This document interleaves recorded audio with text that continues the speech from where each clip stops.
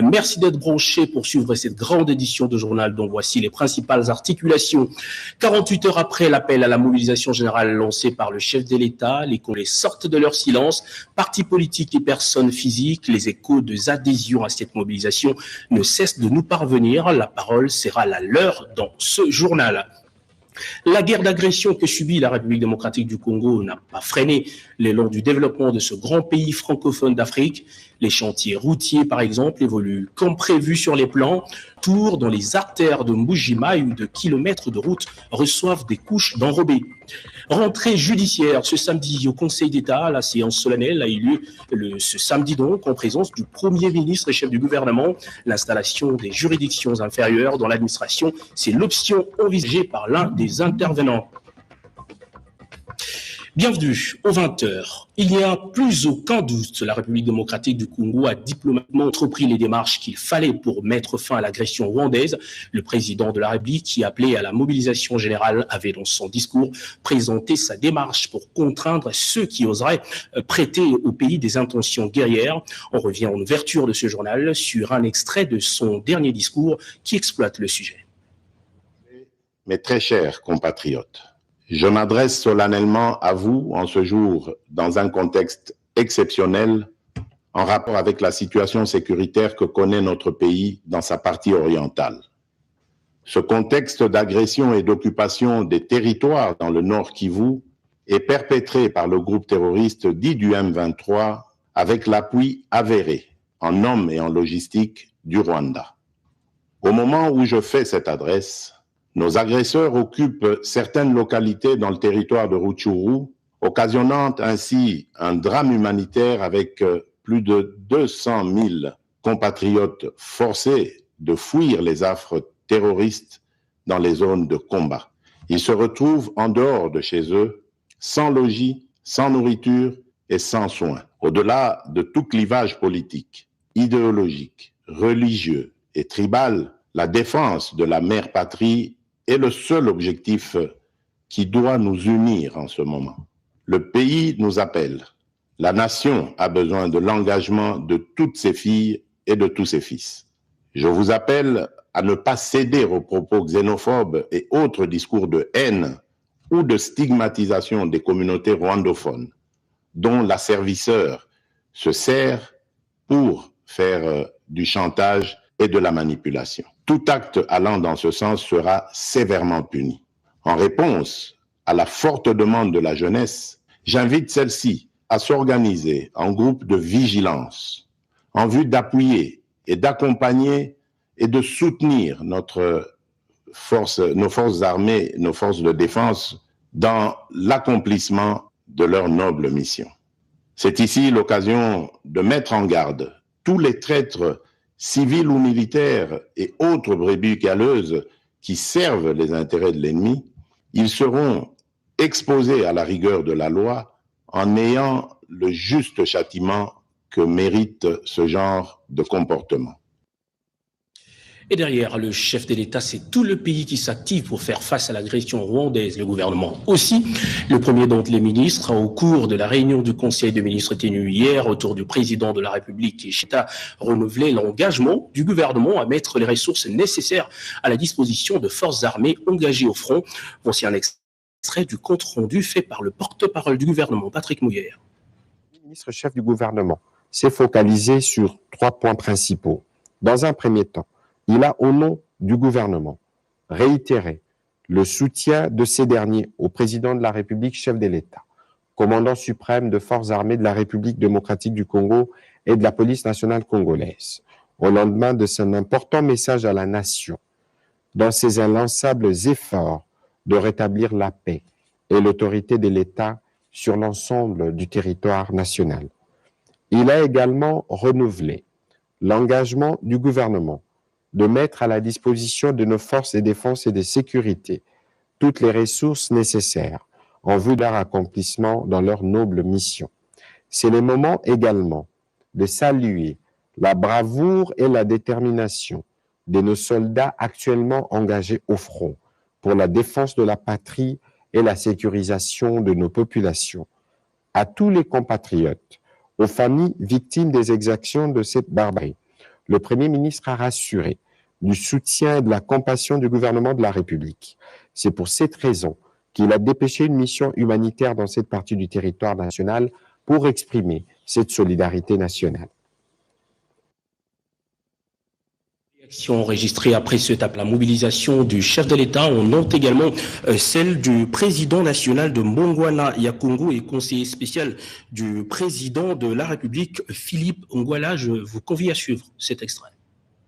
Une réunion urgente convoquée par le président national de Mbongwana Yakongo et conseiller spécial du chef de l'État, Philippe Ngwala Malemba, dans la nuit même de l'adresse du commandant suprême pour répondre à l'appel à la mobilisation générale contre le Rwanda, a débouché sur un engagement sans faille de soutien au FARDC. Nous, membres de l'association citoyenne Mbongwana Yakongo, réunis ce jour à Kinshasa à notre siège, avons suivi avec une attention particulière l'adresse à la nation du président de la République, chef de l'État, son Excellence Félix Antoine Tshisekedi Tshilombo, ce 3 novembre 2022, relative à la détérioration de la situation sécuritaire à l'est du pays.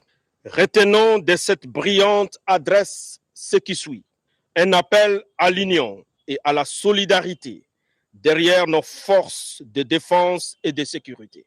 Un appel à un enrôlement massif de jeunes dans les forces armées, ainsi qu'à l'installation par l'état-major général des forces armées des centres de recrutement à travers les 26 provinces de la RDC, en vue de répondre aux orientations ci-dessus du chef de l'État, commandant suprême des forces armées et de la police nationale, garant de la souveraineté nationale et de l'intégrité territoriale.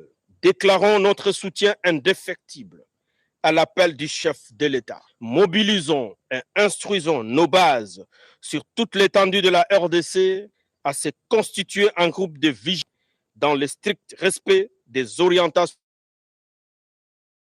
du chef de l'État. Restons unis et solidaires derrière nos forces de défense et de sécurité. Réaffirmons notre engagement et notre soutien à la vision du chef de l'État pour la transformation du Congo, dont nous sommes porte-étendard attitré. Fait à Kinshasa, le 4 novembre 2022, à 0h22. Mbongwana Yakongo n'est pas le tout dernier parti politique à réagir à cet appel. Plusieurs autres individus et partis politiques ont aussi réagi. Voici un résumé de leurs déclarations dans une sélection et commentaires d'Emmanuela Commissaire. Le discours du chef de l'État d'appel à la mobilisation de tous les Congolais suscite des réactions d'adhésion de tous les milieux. Chacun marque son assentiment avec ces mots. Nous appelons l'ensemble de la classe politique, de gauche ou de droite, du centre, pour que nous nous mobilisons, parce que cette guerre nous concerne tous. Le pays est agressé, ça fait plusieurs années, mais cette fois-ci, nous sommes décidés de bouter hors d'état de nuire l'ennemi de la République qui sème la mort, la désolation dans cette partie de l'Est de notre pays. Si le rêve de Pouna n'acceptera au grand jamais centimètre de notre sol soit occupé par quelconque agresseur. Mette en garde tous les belligérants qui veulent prendre le pouvoir par des méthodes non démocratiques en usant la force pour balkaniser la République démocratique du Congo. Avoir l'attitude d'être dans un état de guerre. Parce qu'à mon sens, la déclaration de guerre, qui est tout un processus, un mécanisme dévolu à l'Assemblée nationale, au chef de l'État, c'est sur le plan des textes. Mais mentalement, je crois que c'est ce que le chef de l'État va réveiller dans le subconscient et la conscience du Congolais pour que désormais qu'on se sente en guerre et qu'on sache, sans se voiler la face, que les Rwandais et l'Ouganda sont les ennemis du peuple congolais. Nous sommes tous des fils et des filles du même pays. Et mettons-nous en ligne pour pouvoir enlever cette épine. Pour la présidente du Cercle de réformateurs intègres du Congo, CRIC, Madame Stéphanie Mbombo, les discours du président de la République, Félix Antoine Tshisekedi Tshilombo, est un message de haut niveau, stratégique et de portée nationale. Que ce soit la couleur de votre drapeau politique, Que vous soyez de la majorité ou de l'opposition, nous devons tous nous unir derrière notre drapeau. Pour elle, le président nous invite au patriotisme. Il nous rappelle que nous sommes avant tout Congolais. Nous devons sauvegarder notre intégrité territoriale. Stéphanie Mbombo a fait savoir que le chef de l'État en appelle à la mobilisation générale de toutes nos forces vives, de tous les partis politiques. Les jeunes sont appelés à s'enrôler massivement dans l'armée pour soutenir notre nation, car aucun périmètre du pays ne sera cédé aux ennemis du peuple congolais. Il s'aligne désormais derrière le président Félix Tshisekedi contre l'agression rwandaise sur le sol congolais. Ces centaines de Congolais scellés lundi et samedi en présence d'Ogiga. Transmettre le message du président de la République, on devrait chanter ensemble notre hymne national, ce qui représente notre force. Une façon pour nous de lancer un message de soutien à nos FARDC. Drapelet à la main en guise de soutien aux FARDC engagés au front pour buter dehors l'ennemi du pays, l'hymne national entonné, symbole de leur attachement à la mère patrie.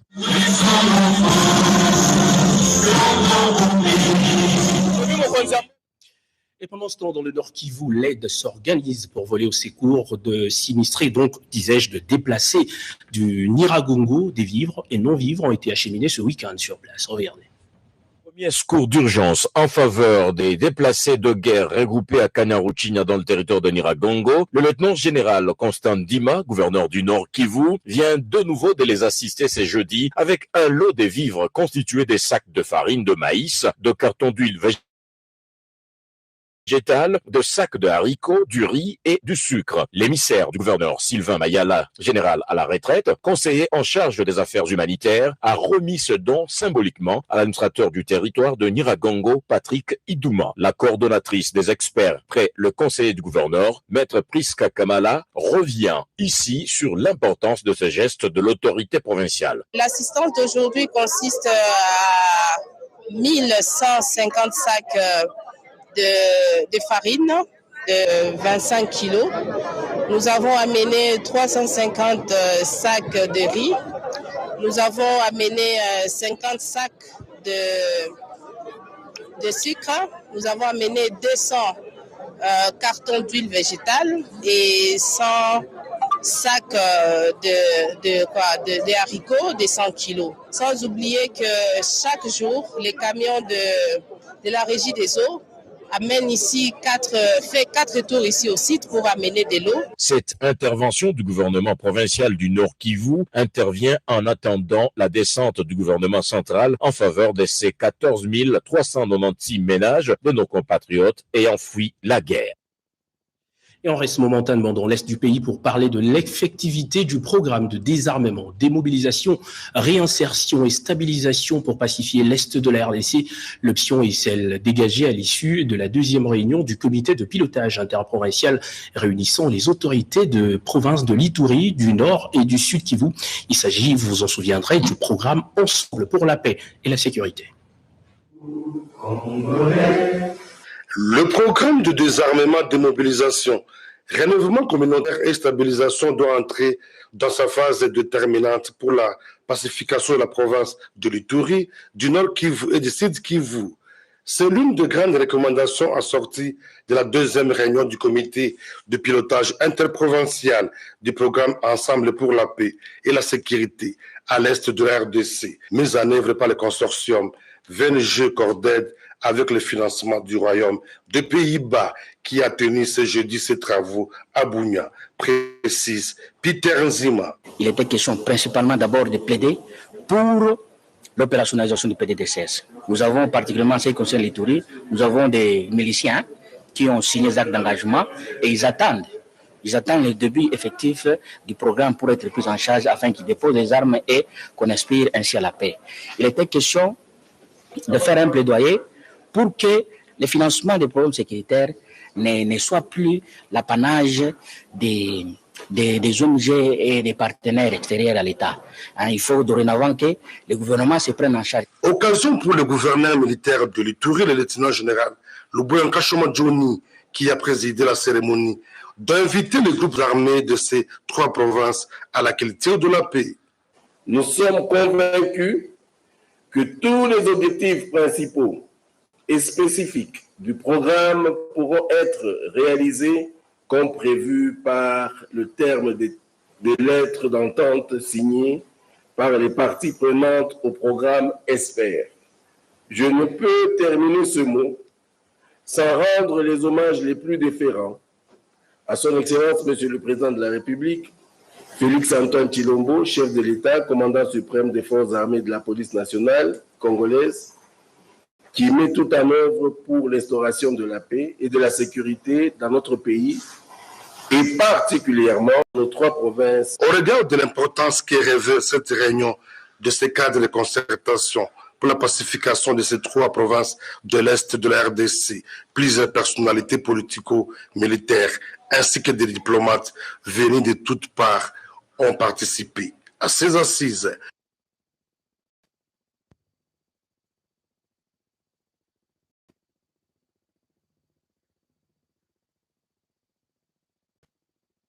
Base du Parlement, 2 membres du gouvernement, Eve Bazaïba de l'Environnement et Fabrice Pouella, ont répondu aux questions des élus. Une brève séance, nous dit Sylvie Moembo.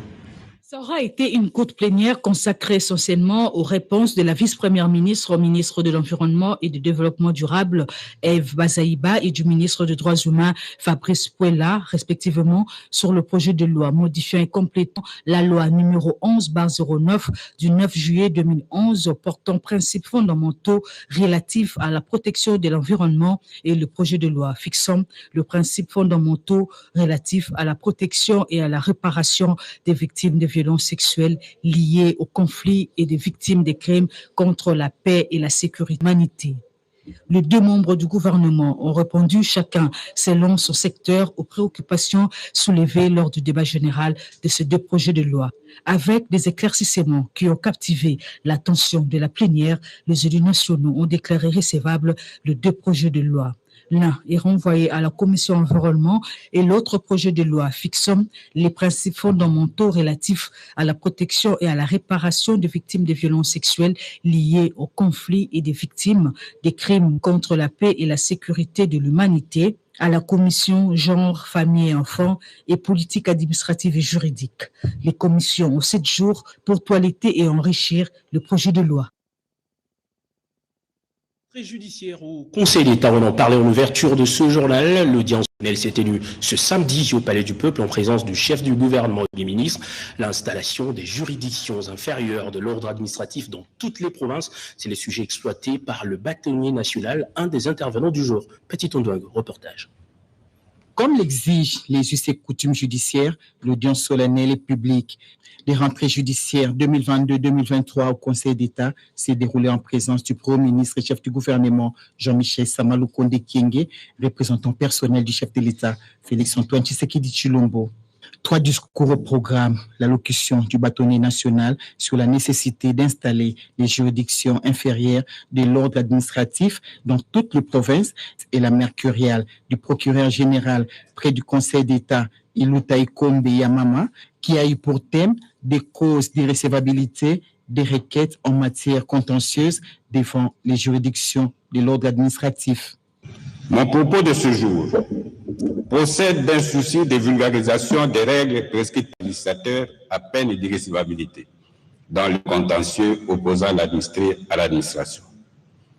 Il vise à mettre en lumière des causes susceptibles d'expliquer tant les avis des magistrats du parquet que les décisions d'irrécevabilité rendues par les juges administratifs. La première présidente du Conseil d'État, Marthe Odiou-Mondé, s'est focalisée sur la fonction consultative de sa juridiction.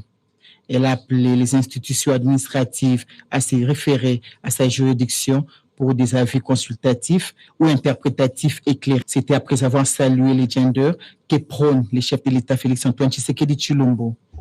Après m'avoir suivi attentivement, vous avez compris l'importance de la fonction consultative du Conseil d'État qui est à l'origine de sa création et que la fonction contentieuse la plus connue du public en est issue par la suite. Aussi, à l'instar de ce que j'ai indiqué en droit comparé, Je plaide pour que dans certaines matières, l'avis du Conseil d'État soit obligatoire avant la prise de décision ou l'adoption des textes. La rentrée judiciaire est donc effective au Conseil d'État et les différentes doléances exprimées ont été entendues par les chefs du gouvernement, Michel Samalukonde Kyenge. Rendons-nous à présent dans les murs de la primature pour parler investissement direct étranger. La société chinoise Huawei rassure le gouvernement de sa contribution au développement du secteur numérique. La délégation de cette firme l'a confirmé au Premier ministre Jean-Michel Samalukonde qui lui a accordé un moment d'échange. Encore une fois, Petit Ondouango.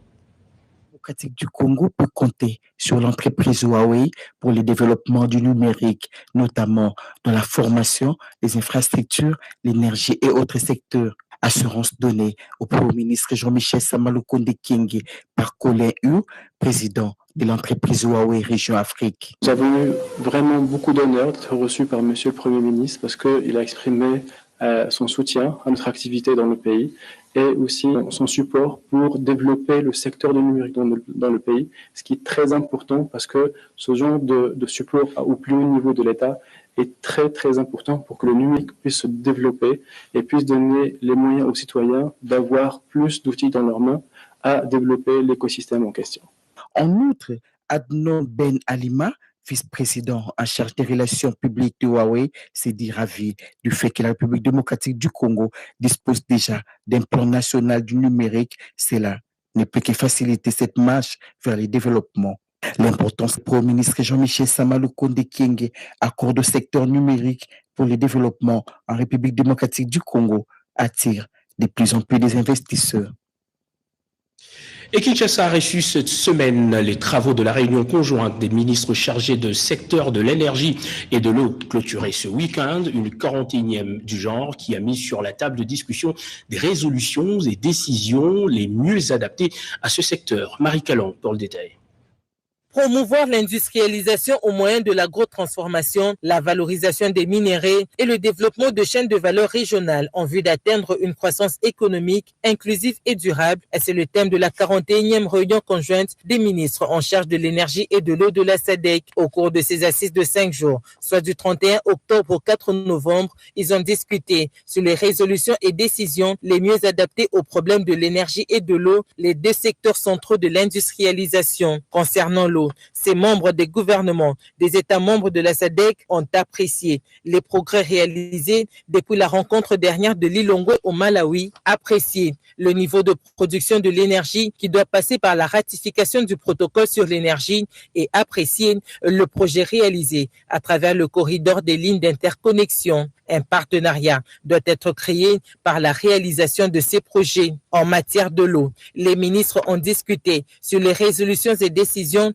d'une organisation régionale devront gérer le bassin des différentes rivières afin que l'eau soit gérée de façon équitable et juste. Le ministre des Ressources hydrauliques et électricité et président des ministres de l'eau et de l'énergie de la SADC, Olivier Mwente-Mukaleng, a démontré la détermination de la République démocratique du Congo de travailler pour l'industrialisation.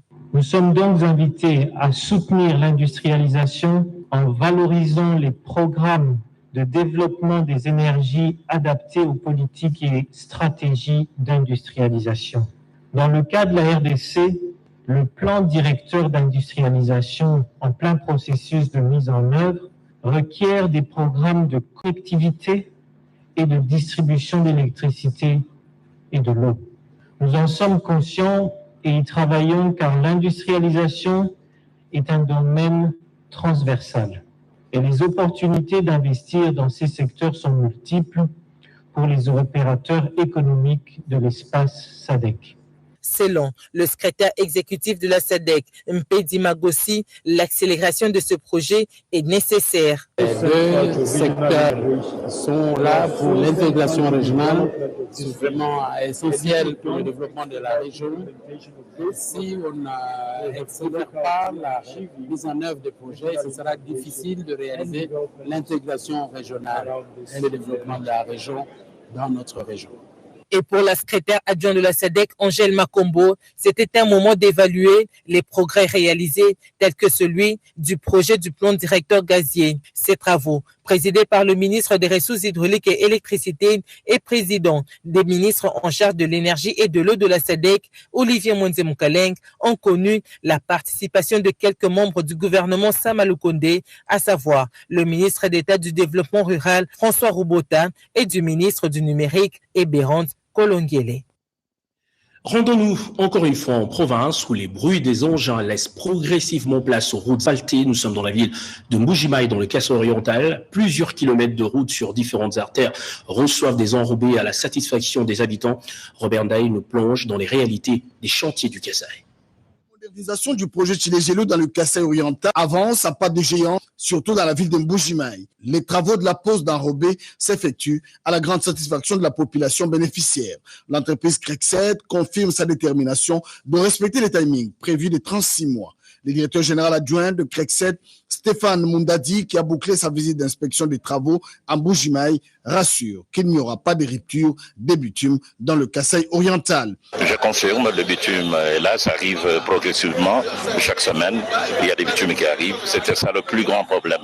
Et nous avons atteint la vision du chef de l'État qui nous a demandé, qui n'a pas arrêté de nous répéter, la population attend de voir quand même Mbujimaï devenir une ville moderne.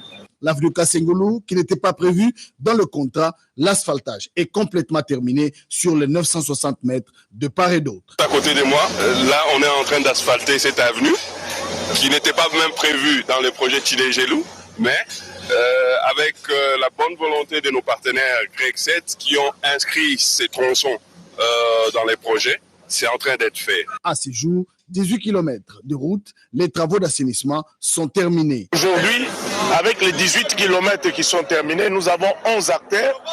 Sur les 11 artères, l'entreprise a déjà touché 10 qui sont prêtes à recevoir les enrobés. Sur ces 18 km, les travaux de la pose d'enrobés évoluent et les projets Tshilé-Gelou a atteint une vitesse de croisière. La population remercie le chef de l'État, Félix-Antoine Tshisekedi Tshilombo, pour la réalisation de ce projet qui modernise la ville de Mbujimaï. 20 mois après, tout porte à croire que le délai fixé sera respecté.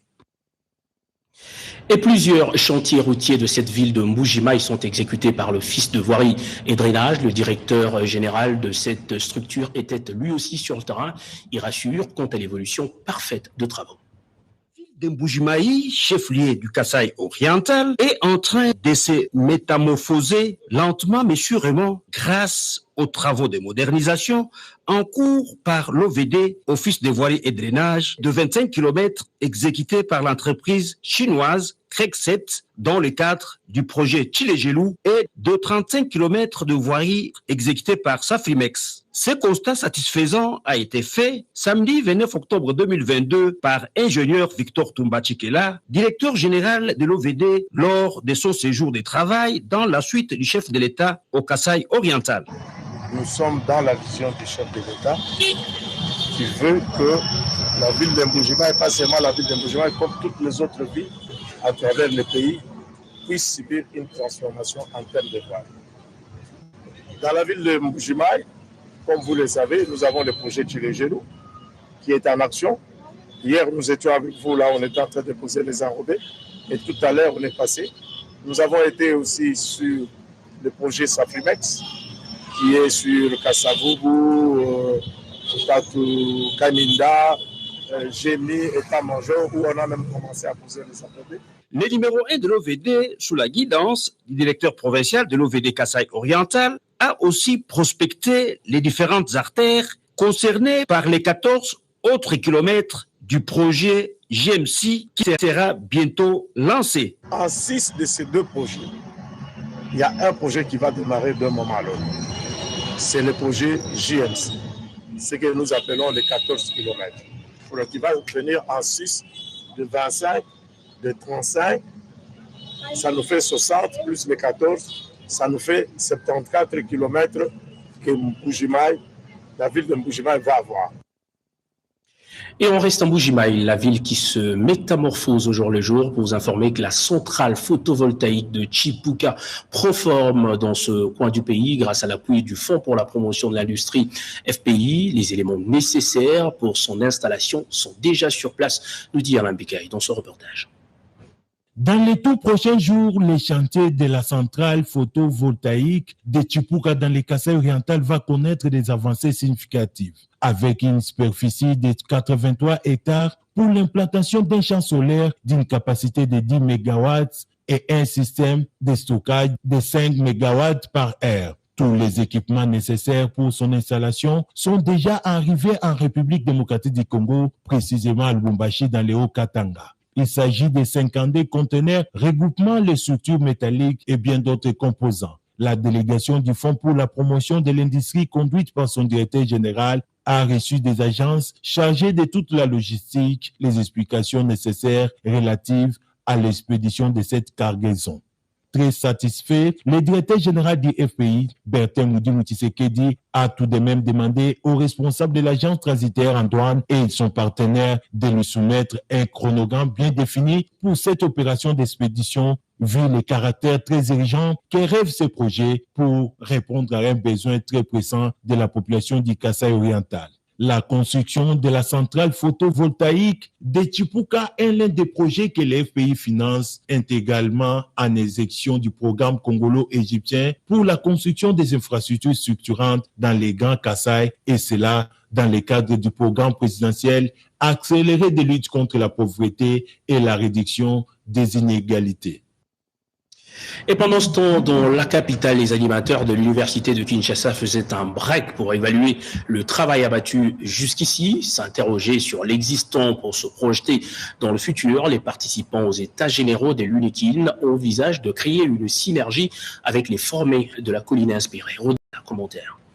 La grande messe scientifique a réuni durant 4 jours autour d'une table toutes les couches de cette institution pour des séances débattues dans 10 commissions afin le diagnostic de ce qui s'est fait déjà avant d'envisager la transformation, ce qui fera de l'UNIKIN une université solution. La situation sécuritaire étant un impératif, l'UNIKIN n'a cessé d'émettre le vœu d'associer les scientifiques pour une synergie avec les professionnels de l'armée dans les stratégies à monter pour bien faire la guerre. La particularité de ces assises, c'est l'engagement des alumni qui veulent apporter le changement. La synthèse faite par le professeur Antoine Chimpi sur les recommandations est déposée auprès de M. Pius Piana, représentant du ministre empêché, porte l'essentiel de ces assises. Au nom du ministre, ce dernier a remercié et fait participants pour la qualité du travail abattu. Précision du recteur de l'UNIKIN, le professeur Dr Jean-Marie Kayembentumba. Le grand mot est la transformation. Qui dit transformation passe d'abord par s'interroger sur l'existant, s'interroger sur ce qui a bien marché, moins bien marché, et se projette courageusement dans le futur. Nous voulons constituer un réseau fort de nos alumni, et eux-mêmes ont d'ailleurs recommandé une gestion numérisée de nos ressources en tant qu'alumni. L'engagement des participants de respecter les résolutions de ces assises est une preuve que l'UNIKIN doit demeurer solution pour la société congolaise. Les hauts cadres de l'Union pour la démocratie et le progrès social sont à l'école pour apprendre sur les enjeux électoraux. Il s'agit d'un séminaire sur notamment l'idéologie du parti présidé par le secrétaire général de ce parti donc présidentiel. Emmanuel Commissaire est au commentaire de ce reportage. Membres de l'UDPS de l'espace Grand Équateur et province orientale vont bénéficier pendant 48 heures de matière grise sur l'idéologie du parti par différents corps professoraux et les hommes de droit, parmi lesquels le haut cadre de l'UDPS. Cet objectif assigné a un axe stratégique de renforcement de la capacité de nos combattantes et combattants sur l'idéologie du parti et les enjeux électoraux dans notre milieu, afin de mieux affronter les échéances électorales. Pour le secrétaire général, cette formation sur l'idéologie du parti doit s'étendre partout où l'UDPS est tenté. Les formateurs sont avec nous, ils ne peuvent pas s'arrêter seulement au niveau des 2 provinces. Cet enseignement doit s'étendre pour tous les partis. Pour ce premier jour, les formateurs se sont penchés sur l'histoire du parti et son idéologie, mais également pour le processus électoral. L'honorable Peter Kazadi a parlé sur comment corriger les erreurs du passé pour une bonne avancée et Jacques Abani s'est apaisanti sur l'expérience des élections de 2006 à nos jours. Un séminaire de haute qualité, de haute facture, en ce que non seulement il rappelle à nos membres l'idéologie du parti, son histoire, mais aussi aborde les questions d'actualité telles que la question électorale. Nous avons aussi relevé l'expérience de 2018 avec la victoire du président Félix Tshisekedi. On a essayé de tirer les leçons, les partager pour nous permettre de mieux faire et de nous engager dans le scrutin de 2023. Et d'autres membres de l'école du parti sont revenus sur l'histoire du parti. Il faut signaler que ces séminaires est une initiative du docteur Etienne Longondo dans le cadre de CAP 2023 UDPS majorité parlementaire Félix Tshisekedi président. Et puisque nous parlons de l'UDPS, parlons également de Faustin Niaté et Fortuna Ndambo, les deux envoyés du CERF. Les pots franquis, porte d'entrée et de sortie du territoire d'Ilebo étaient envahis par une foule immense venue témoigner la gratitude du chef de l'État Félix-Antoine Tshisekedi Tshilombo pour la nomination de leur fils comme PCA de l'Office congolais de contrôle. C'est à la nuit tombante que les envoyés du secrétaire général sont arrivés à Ilebo. Une foule en liesse bravant les conditions météorologiques a réservé un accueil chaleureux aux messagers de l'UDPS.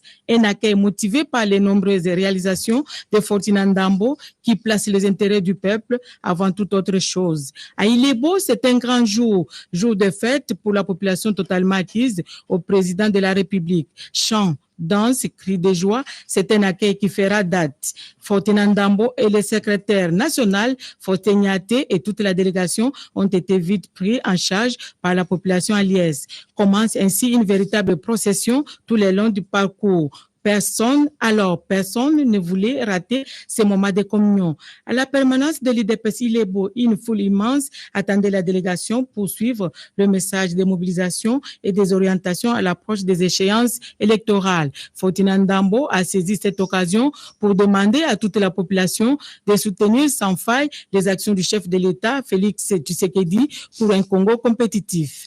Malou, un autre secteur qui respire les idéaux de l'UDPS. C'est ici que Madame Paola Imwimbangu, épouse du PCA, qui a toujours accompagné son mari dans les tournées de redynamisation du parti, a quelque chose qui la tient à cœur, l'unité et la fraternité. Elle a martelé en insistant sur ces valeurs cardinales qui doivent caractériser le fils et fille de Malou. Un bon père de famille, l'éducation, c'est aussi le cheval de bataille de celui que la population appelle affectueusement à Ilebo le bienfaiteur. Fortuna Ndambo, à part l'entremise du chef de travaux Clément Moir, remis pour soutenir l'IDC Ilebo 200 sacs de ciment, de quoi émerveiller toute la communauté sidantine. Pour le DG de l'USC Ilebo, Antoine York, c'est des gestes qui ne viennent pas tous les jours. L'ARE, autorité de régulation du secteur de l'électricité, tient à s'installer dans le Nord Kivu et dans plusieurs autres provinces. Les experts de cette structure déployée sur le terrain dans le Nord Kivu ont visité l'électricité de la ville de Goma. Question de se faire une idée claire de la desserte dans cet espace. Elion Jatassa, reportage. Depuis le samedi 29 octobre 2022, le drapeau de l'Union pour la Nation, cher à Vital Kamerhe, flotte dans un quartier de la commune de Ngaliema. Il s'agit de Boamima Sissi, où le secrétaire politique adjoint de l'UNC et le conseiller du chef de l'État au collège Mine Énergie, Patrick Kawara, a présidé la cérémonie d'installation de ce bureau. L'action vise à se rapprocher de la population et de promouvoir sa vision du développement à la base, qui consiste à répondre aux multiples besoins de la population congolaise. L'accès à l'eau et à l'électricité, la réhabilitation de la route reliant Boadi à Lupène, les problèmes de délinquance juvénile, la scolarité des enfants, la liste n'est pas exhaustive. Un autre temps fort a été la remise de la clé du bureau de l'UNC Boadi Massissi, où secrétaire sectionnaire et la coupure du ruban symbolique par mademoiselle Tété Géco. Sous la coordination de monsieur Patrick Kawara et le notable de Boadi Dimassissi. Le conseiller du chef de l'État est vivement applaudi dans ce quartier qui constitue aussi son fief naturel. Et on parle à présent de la réforme de la police nationale congolaise. Les travaux de l'atelier de validation du plan opérationnel de la stratégie de communication sur les enjeux de la dite réforme se sont clôturés hier à Sultani Hotel. Quelques résolutions ont été adoptées, notamment celle du renforcement du cadre institutionnel de la PNC. Emmanuel le commissaire, Dieu merci Sweka. Cette salle, les officiers de la police nationale congolaise, les commissaires de la PNC, les membres de la MONUSCO et ceux de la société civile, tous ont réfléchi sur la politique de réforme de la police nationale congolaise. Comment y parvenir et quelle stratégie de communication à mettre en place? 3 jours ont suffi pour adopter quelques résolutions. Il s'agit du renforcement du cadre institutionnel de la PNC, faire le texte légaux et réglementaire de la mise en application des lois, mettre en place une professionnalisation de la police qui passe par la formation des qualités de tous les policiers, la dotation en infrastructures et équipements matériels appropriés, pour ne citer que cela. Il faut aller plus loin en dehors de la communication, la sensibilisation, pour que le dernier Congolais accompagne de près cette réforme de la police dont nous sommes tous acteurs ici. Le commissaire général adjoint ad intérim de la PNC, Patience Mouchidiav, a clôturé ces travaux qui ont permis la mise en œuvre de la réforme de la PNC qui passe par l'appropriation des résolutions de cet atelier sur la validation du plan opérationnel de la stratégie de communication sur les enjeux de la réforme de la police nationale congolaise. Et dans le Haut-Katanga, le gouverneur de province Jacques Yaboula a visité les travaux du centre de prise en charge de femmes victimes de violences faites à la femme. Dans ce reportage, Elionge Atassa revient sur le constat fait sur le terrain. C'est un ancien pavillon de l'hôpital général de référence Jason Sindwe qui va faire peau neuve pour abriter un centre de prise en charge des femmes victimes de violences sexuelles. Dans la pratique, les travaux vont à la réhabilitation totale de murs, de la toiture, du circuit électrique et des installations sanitaires. C'est la direction provinciale des infrastructures et aménagement du territoire qui exécute ces travaux. Et le vice-gouverneur, accompagné du ministre provincial de la Santé, Joseph Sami Bolanda, a visité ces bâtiments sous la conduite et des explications du directeur provincial de la DPIAT. Profitant du passage de l'autorité provinciale dans cette formation hospitalière, les femmes travailleuses ont exposé leurs difficultés liées notamment aux conditions salariales. Le vice-gouverneur a promis de faire rapport à la hiérarchie pour qu'une solution soit trouvée. Je veux faire rapport à ma hiérarchie afin que vous soyez réhabilités. Même la Bible le dit, l'ouvrier mérite son salaire. Le numéro 2 du Haut-Katanga a aussi pris en charge la facture d'une patiente retenue à l'hôpital depuis 1 an. Cette dernière a retrouvé sa liberté grâce à l'élan de générosité du vice-gouverneur dans cette institution sanitaire. Le vice-gouverneur vient de m'aider à être libre, que Dieu lui soit favorable. L'entreprise exécutrice a 30 jours pour finir ses travaux, un délai relativement court dû à l'urgence dans la prise en charge victime. Et du Haut-Katanga, rendons-nous dans le sud Ubangui, on nous informe de l'arrivée d'un lot de bus à Gemena. De quel genre de bus s'agit-il? La réponse dans cet élément de reportage de Robert Ndaïchi. De nombreuses réclamations de la population face aux difficultés de transport dans la ville de Gemena et ses environs. 3 bus en provenance des États-Unis sont bel et bien arrivés à Gemena pour les transports en commun. C'est pas neuf, bien climatisé, dont du deuxième vice-président du Sénat, honorable Sangou Matemongonde Mosaï, à la population du Sud-Ubangui, viennent s'ajouter sur d'autres réalisations, notamment la construction des centres culturels et la clinique Djodi pour des soins de santé de qualité. C'est l'expression de joie, un sentiment de joie. Nous sommes une province, c'est même quelque chose à la bloc actualité. Un transport un peu spécial pour des hommes spéciaux. Merci papa. Nous étions esclaves des vélos. Nous félicitons tous nous les souhaitons. Carré brillant. À Gemena, c'est une caravane motorisée qui a été organisée pour permettre à la population de voir ces bus avant leur mise en circulation. Dans un premier temps, ces 3 bus vont exploiter les axes Gemena, Bari, Boamanda et Gemena, Akula. La population bénéficiaire salue cette action combien louable du leader naturel de l'espace Grand Équateur, honorable Sangou Matemongonde Mosaï, deuxième vice-président du Sénat, résolument engagé pour soutenir les actions du président de la République, Félix Antoine Tshisekedi Tshilombo. La reconnaissance de la journée du 6 avril comme jour férié a fait l'objet d'une conférence de presse, un face à la presse, animée par le coordonnateur de la coalition des ONG de la société civile pour l'émergence du Congo. Regardez.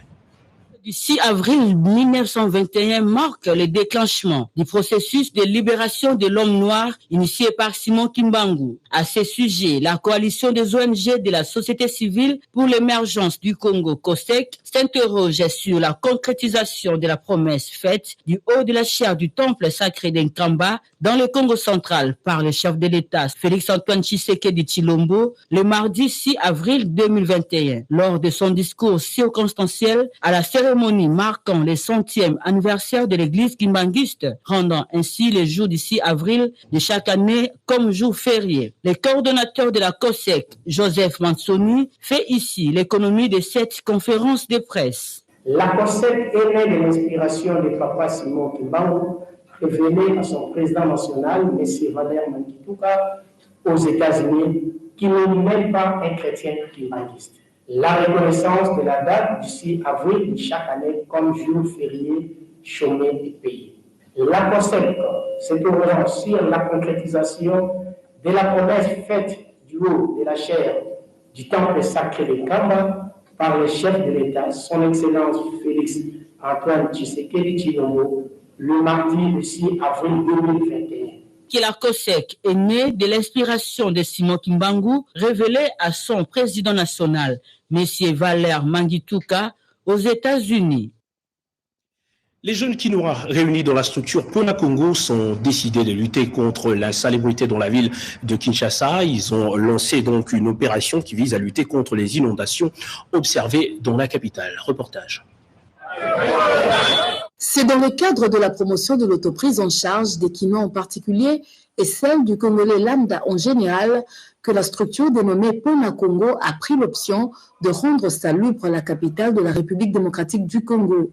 C'est la place Victoire dans la commune de Kalamou, considérée comme miroir de la capitale, qui est choisie pour mettre sa plus belle robe afin d'éviter la propagation de maladies. Nous, en tant que Congolais, nous devrions être propres pour éviter les maladies. On doit faire en sorte que tous nos biens communs soient propres parce que nous qui utilisons aujourd'hui, nous devons léguer cet héritage-là à d'autres générations futures. Voilà pourquoi Pona Congo, qui est un réseau national des Congolais qui ont un cœur qui bat pour leur pays, se dit, on donne l'exemple de l'autoprise en charge et de l'unité. Spécialement pour aujourd'hui, nous sommes là pour montrer aux Congolais que nous pouvons nous prendre en charge. Nous ne pouvons pas attendre seulement que les autorités viennent. Cela dépend aussi de nous. Nous avons nos responsabilités et nous nous prenons en charge en toute unité. Il faut une autorisation non gouvernementale fait partie du réseau national des hommes et des femmes qui ont un cœur pour le Congo avec une vision d'écrire une histoire pour la dignité de ce pays. Pona Congo promet de faire le même exercice dans une autre grande place de la ville pour cette même cause. Union populaire africaine tient à solliciter auprès du peuple de mandats électifs législatifs au niveau national et local en 2023. Ils ont tenu une matinée politique que voici. Honorable et historique pour le parti politique Union populaire africaine, UPA, une façon pour ces partis de lever les options fondamentales, claires et de réaffirmer son engagement politique face aux enjeux électoraux qui focalisent l'attention de tous. Le parti UPA, dont l'autorité morale se trouve être le professeur Marie-Nyange Ndambo et le président intérimaire Théophane Mbokele, met le cap sur 2023. La présidente intérimaire du regroupement politique AAA, Cher Apus Maboulou, a marqué de sa présence cette matinée politique. Vous savez que AA, c'est depuis le début de l'année que nous avions fait une déclaration à travers un point de presse signifiant que notre candidat aux élections de 2023 est bel et bien le président Félix-Antoine Tshisekedi. Dans cette optique que vous voyez aujourd'hui, tous les partis politiques membres du regroupement AA sont mis en marche, en activité pour pouvoir concrétiser cela en 2023. L'Union populaire africaine est une valeur sûre pour le président Félix-Antoine Tshisekedi, explique le secrétaire général adjoint du parti, Serge Toupila. Pour les enjeux électoraux, nous avons demandé à tout le monde de se préparer par rapport au processus, le processus qui commence. à la sensibilisation, à l'identification, à l'enrôlement, afin de chuter sur le scrutin. Ainsi, à l'horizon 2023, l'UPA met en marche toutes les batteries de connivence avec ses partenaires politiques pour solliciter auprès du souverain primaire des mandats électifs législatifs au niveau national et local afin de donner au chef de l'État une majorité parlementaire pouvant lui permettre de parachever sa vision pour un Congo fort et émergent. Et on va terminer ce journal par ces images d'une marche de soutien aux forces armées de la République, marche à l'issue de laquelle un mémo a été lu, mémo relayant le message du président de la République, Paulette Lomba. Son Excellence, Monsieur le Président des États-Unis d'Amérique. À Son Excellence, Monsieur le Président en exercice de l'Union africaine. À Sa Majesté le Roi Charles III du Royaume-Uni.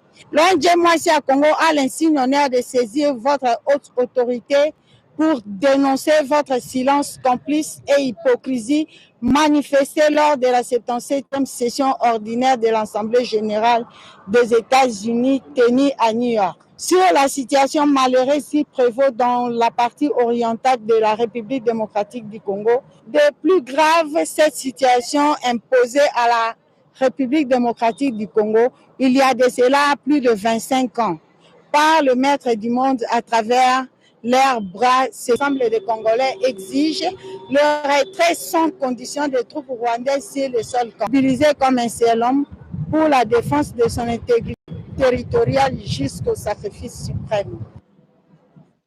Et ce journal est complètement terminé. Merci à vous de l'avoir suivi avec attention. L'actualité revient à 23h avec Serge Matard. À toutes et à tous, nous souhaitons une excellente soirée.